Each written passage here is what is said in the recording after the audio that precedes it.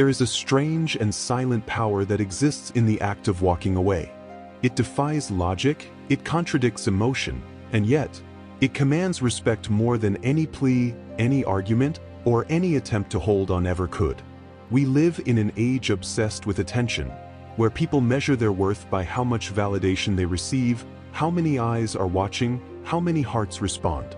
Yet, the ones who seem to rise above the crowd, the ones who are remembered, are often those who have the courage to step away, to disappear, to withhold. It is a paradox as old as humanity itself. The more you chase something, the faster it runs from you.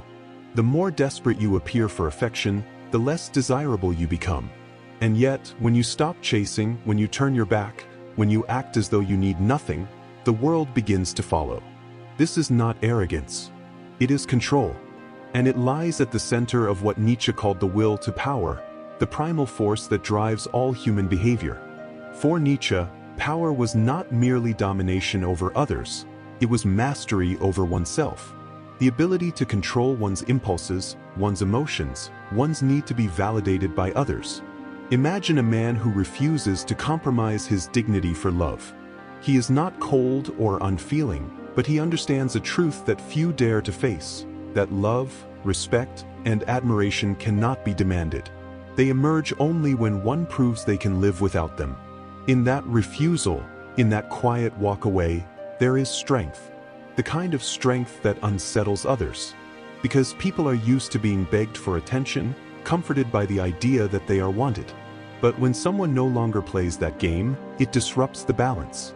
It exposes the illusion of control that others thought they had. Nietzsche believed that the higher man, the Übermensch, rises above the herd not by rejecting humanity, but by mastering the weaknesses that enslave it. Among those weaknesses is the hunger for approval, the need to be seen. Walking away, then, is not an act of retreat, it is an act of rebellion. It is the moment when one says, "I will not trade my self-respect for belonging." And in that silence, something profound happens. The world turns its head. The absence becomes louder than words. So why does absence command more respect than presence? Why does detachment awaken desire? The answer lies deep in the human psyche, a truth Nietzsche understood better than most. A truth not about love, but about power and the fragile nature of human desire itself.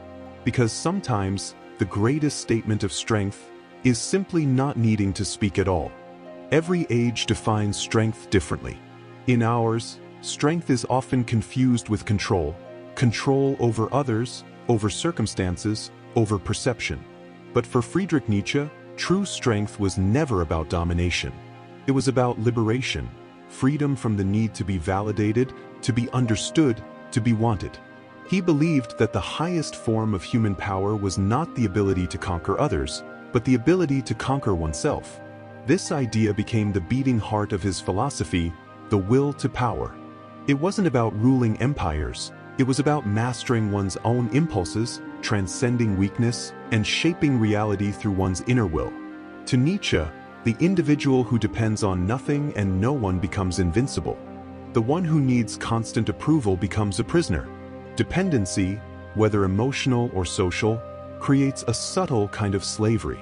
It bends the spine, silences the voice, and forces the human spirit to crawl in search of affection. He warned that modern morality, what he called herd morality, rewards this very dependence. Society teaches people to seek comfort, to obey the collective, to crave belonging at all costs. And in doing so, it kills the possibility of greatness. Nietzsche saw pity and emotional weakness as tools of control, mechanisms that bind individuals to the expectations of others. When he wrote, "What is noble?" his answer was simple yet terrifying: the noble man stands alone. Not because he despises others, but because he refuses to let them define him. The noble man does not need to be loved to feel complete. He does not need to be followed to believe he's right. He exists in his own gravity. In the context of human relationships, this idea is both unsettling and empowering. Modern culture glorifies vulnerability as the ultimate expression of connection, yet Nietzsche would argue that true connection can only exist between equals, not between the dependent and the depended upon. Love that is born out of need becomes manipulation in disguise. Love that is chosen in freedom becomes art. To walk away, then, is not an act of arrogance. It is an act of self-preservation, a declaration that your value is not up for negotiation. The one who walks away proves that they are not sustained by external validation, but by an inner abundance that others can neither give nor take away. History is filled with examples of this paradoxical strength. The artist who refused to conform to public taste and was later celebrated for genius. The leader who rejected popular approval and became a legend. The philosopher who was mocked in life and worshipped in death. They all shared one trait: they were indifferent to applause. They acted not to please the crowd, but to fulfill something deeper within themselves. Nietzsche called this ideal being the Übermensch, the one who transcends the ordinary, who no longer lives by borrowed values. The Übermensch does not chase love or approval because he has found something more intoxicating: purpose. His solitude is not emptiness, it's the silence in which his will to power speaks. And then there's a more fatty, the love of fate. To love one's life not in spite of its suffering, but because of it. To embrace rejection, loss, and detachment as necessary ingredients in the making of one's strength. Nietzsche believed that to be free from attachment was to be free from fear. Fear of loss, fear of abandonment, fear of insignificance. This is the essence of Nietzsche's rebellion, to become so complete within oneself that even love becomes a choice, not a need. The world secretly admires those who embody this power. We may resent them, even call them cold or detached, but beneath that judgment lies admiration. Because deep down, everyone recognizes that the ability to walk alone, unshaken, unapologetic, unneeding, is the rarest kind of strength. It is not dominance that earns respect. It is detachment. It is not loudness that creates power. It is presence without dependence. Nietzsche didn't just preach independence, he lived it. He died alone, misunderstood by his peers, yet his ideas outlived them all. That is the ultimate irony. The man who walked away from the approval of his time became immortal in the eyes of history. That is the mark of true strength, to stand alone and still rise. Human nature is drawn not to abundance, but to scarcity. We do not chase what is available, we chase what withdraws. Desire thrives in distance. It feeds on the space between what we want and what we can't quite reach. And this magnetic tension between presence and absence, has ruled human behavior since the beginning of civilization. Modern psychology confirms what Nietzsche intuitively understood. People don't crave what they possess, they crave what resists possession. The moment something or someone becomes easily available, the mind begins to devalue it. Familiarity dissolves fascination. Scarcity, however, turns the ordinary into the extraordinary. It transforms attention into obsession. At its core, this dynamic is neurological. The human brain is wired around dopamine, the chemical of pursuit, not possession. We experience pleasure not from getting what we want, but from wanting it. The chase releases more dopamine than the catch ever could. That's why uncertainty, not certainty, sustains attraction. The less predictable someone is, the more compelling they become. Psychologists call this the intermittent reinforcement effect. When rewards are inconsistent, when affection, attention, or validation appear and disappear unpredictably, the human mind becomes addicted. It's the same principle that keeps people hooked on gambling, social media, or toxic relationships. We crave patterns we can't fully control, because control kills excitement. This is why the person who walks away wields more psychological power than the one who pleads to stay. The one who withdraws creates scarcity, a void that the other person's mind cannot stop trying to fill. Every unanswered message, every calm silence, every unbothered expression becomes fuel for fascination. In Nietzschean terms, detachment is not emotional coldness, it's psychological mastery. It's the art of maintaining one's dignity in a world addicted to reaction. The man who can remain still while others beg for attention holds the position of quiet dominance. His restraint becomes his authority. This phenomenon is not limited to romance or attraction. It governs all human relationships, from friendships to leadership to fame. People respect those who are not easily moved. The calm leader who refuses to argue often commands more respect than the loud one who demands obedience. The artist who disappears at his creative peak is remembered as a mystery, a legend, while those who overexpose themselves are quickly forgotten. Absence, paradoxically, amplifies presence. It allows imagination to fill in the gaps, to mythologize what it cannot fully grasp. The more someone withholds, the more meaning others assign to their silence. It's not about deception, it's about discipline. Consider the principle of reactance theory, the psychological reaction that occurs when people feel their freedom to choose is being restricted. When someone walks away, when they refuse to be available, the other person's mind interprets it as a loss of freedom and instinctively fights to reclaim it. What begins as indifference transforms into obsession, not because of who the person is, but because of what their absence represents: autonomy. In every form of human interaction, control over one's emotions creates gravitational pull. The person who does not argue, who does not justify, who does not beg, radiates strength. Others sense it subconsciously.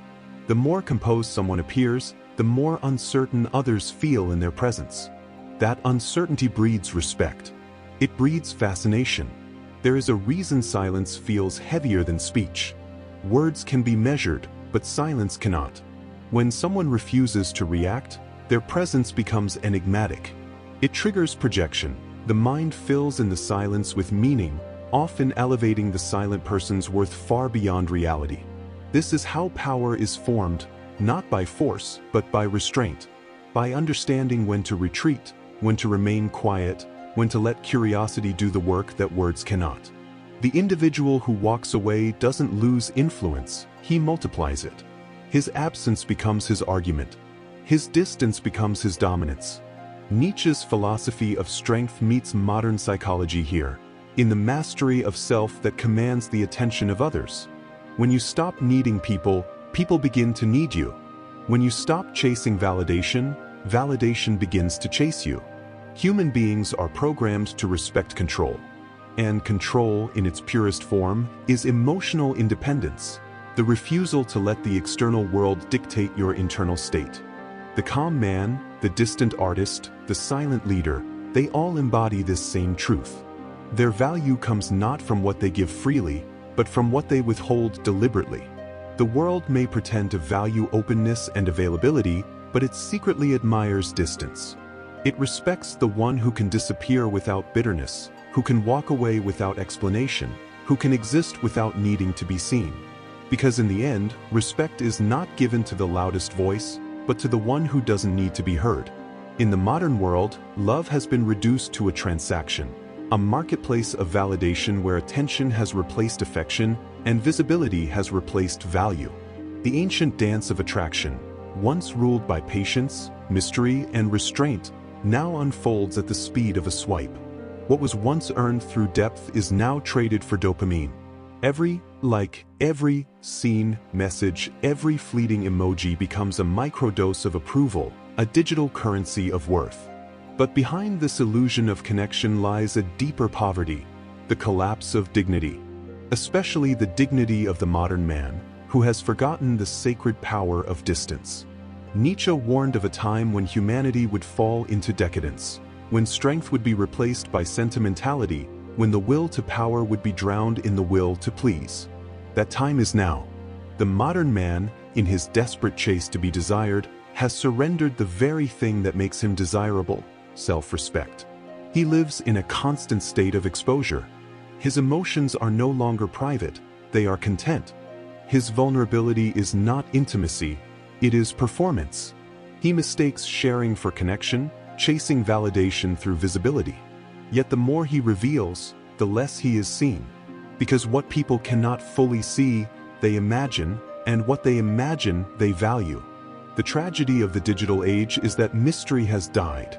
Availability has become the new weakness. Presence, once a sign of strength, is now a symptom of dependence. The more accessible one becomes, the less magnetic they are.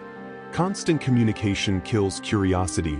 Endless availability suffocates respect.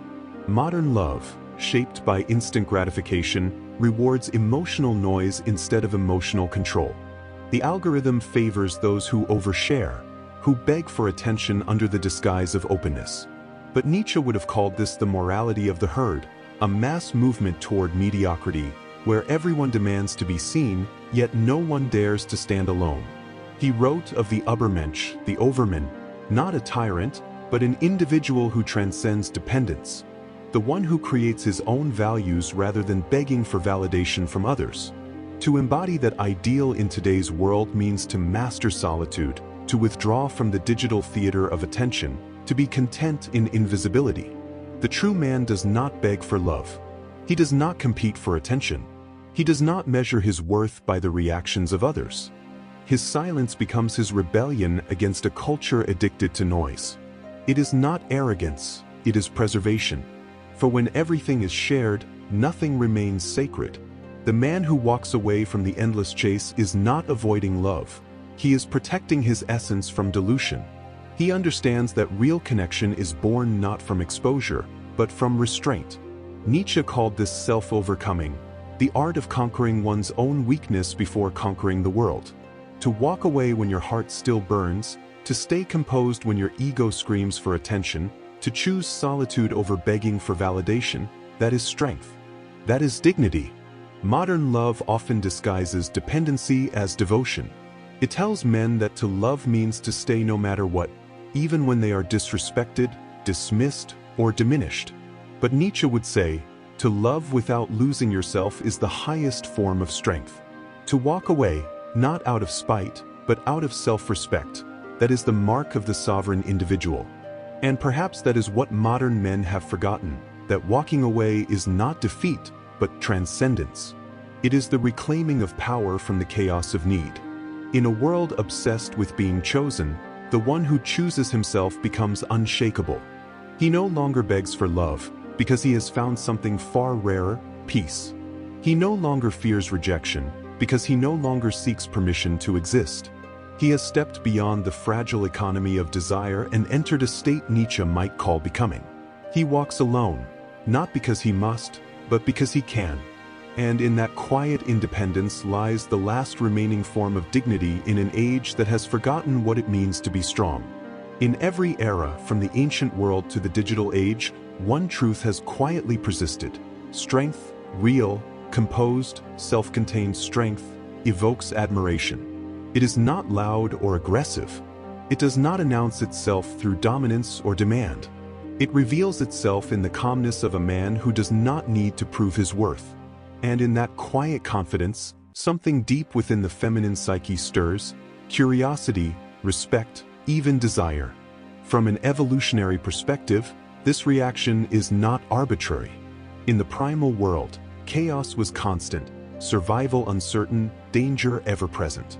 The man who could remain composed amid threat became a symbol of security. He wasn't the one who panicked or begged for reassurance. He was the one who acted with intention, whose stillness suggested control. For women, this composure wasn't just attractive, it was existentially significant. It meant safety, stability, power that didn't need to shout. Modern psychology echoes this ancient truth. The feminine is magnetized not by domination, but by centeredness, by a man who remains himself regardless of circumstance. Nietzsche understood this better than most. He believed strength was not the absence of feeling, but the mastery of it. To restrain emotion when every instinct demands reaction, that is what he called nobility of spirit. It's a power that transcends physical dominance. It's the quiet authority of a man who is inwardly free. When a man can walk away, not out of coldness, but from an understanding of his own value, he communicates something profound. He is not ruled by need. He can desire without depending, love without losing himself. And in that detachment lies the paradoxical source of attraction. Because abundance, not desperation, is what draws people closer. In today's world, this truth has become distorted. Many confuse emotional restraint with indifference, or self-control with manipulation. But genuine strength isn't about pretending not to care. It's about caring without collapsing. It's the ability to stand in the storm without letting it define you. This composure, this centeredness, awakens something timeless in human psychology. It's the polarity that sustains attraction, the tension between stability and motion, control and surrender. The masculine energy, grounded and self-directed, creates a gravitational pull around it. The feminine, fluid and responsive by nature, senses this stability as both mystery and safety. Nietzsche would describe this as the natural consequence of hierarchy in energy, not a social hierarchy of dominance, but a spiritual one.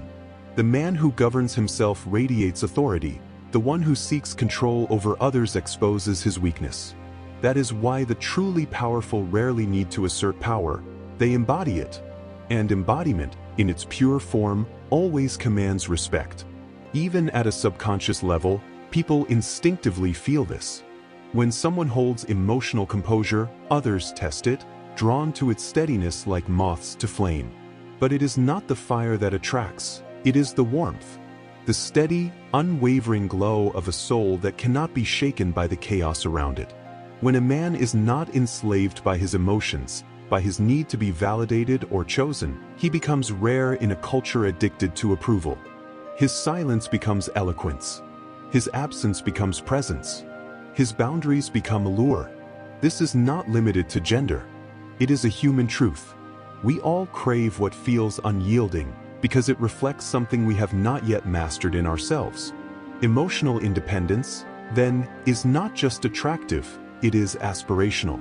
To walk away with dignity is to remind the world of what it has forgotten, that love, admiration, and respect are not earned by chasing, but by standing firm. Nietzsche once wrote, "The man of power is he who can afford to wait." In a world drowning in noise, that patience becomes a form of dominance, a quiet assertion that says, "I am enough as I am." And it is that truth, that quiet, grounded self-assurance, which awakens not only admiration from others, but reverence.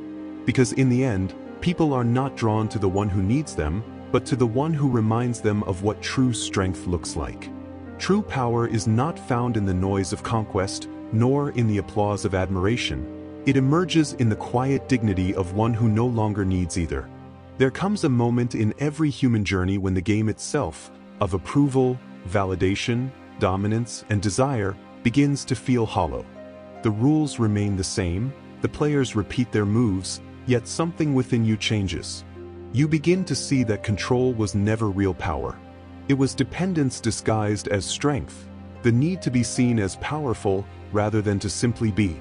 The world trains us to chase shadows, respect, status, attention. We mistake them for proof of worth, but they're only reflections of insecurity. Every time we crave recognition, we hand over our freedom to the one who can give or withhold it.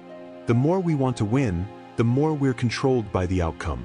Walking away, then, is not defeat, it's detachment from illusion. It's the moment when the need itself dies.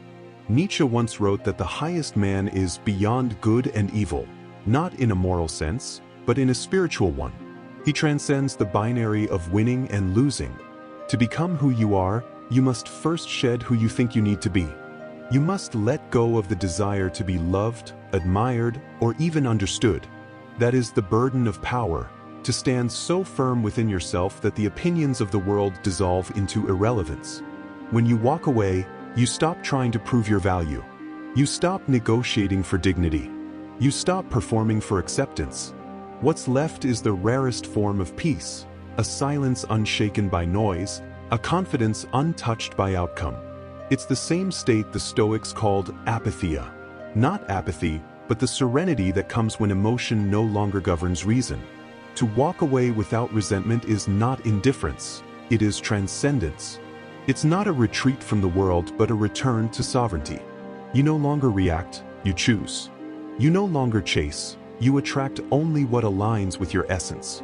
The one who can detach from need becomes immune to manipulation, for nothing can be taken from a man who asks for nothing. This is the paradox of power. The less you need, the more influence you hold. The moment you free yourself from the hunger for validation, people feel it. They sense something unyielding, not arrogance, but equilibrium. You become a mirror that reflects others' insecurity back to them, a reminder of the freedom they crave but cannot claim. To walk away from the need itself is to reclaim authorship of your own story. It is to rise above the push and pull of human games and rest in a deeper truth that peace is power and detachment is mastery. The world may call it loss, but it is awakening. It is the return to what Nietzsche called the self that must be created. And so, the final revelation emerges. Those who walk away do not lose, they ascend. For the one who no longer needs to be desired becomes truly untouchable.